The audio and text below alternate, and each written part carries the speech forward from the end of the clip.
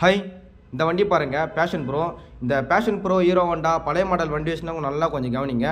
இந்த வண்டி வந்து கஸ்டமர் ஒரு கம்ப்ளைண்ட் சொல்லி விட்டுக்கிறாங்க. இந்த வண்டி வந்து கார்போரேட்டர் க்ளீன் பண்ணிட்டுக்கிறாங்க, ப்ளக்கும் புதுசு போட்டுக்கிறாங்க, ஒயரிங்கு எல்லாமே செக் பண்ணி தான் எடுத்துன்னு வந்துக்கிறாங்க.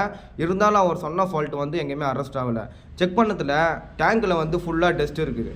நீங்கள் டேங்க்கு தான் மாற்றுற மாதிரி இருக்கும். இருந்தாலும் டேங்க் மாற்றுறதுக்கு முன்னாடி கீழே இந்த டேப் ஒன்று செக் பண்ணிக்கோங்க.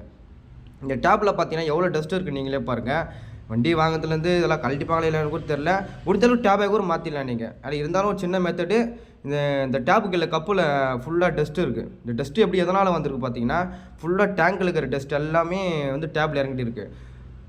நிறைய பேர் நிறைய விஷயம் பண்ணுறாங்க. ஒருத்தர் பார்த்தீங்கன்னா பழைய மாடல் வண்டி வச்சுட்டுலாம் கொஞ்சம் நல்லா கவனிங்க. இந்த பழைய மாடல் வண்டி வச்சுருக்கிறவங்களாம் பெட்ரோல் ஆஃப் பண்ணி அப்போவுமே பெட்ரோல் போடுங்க.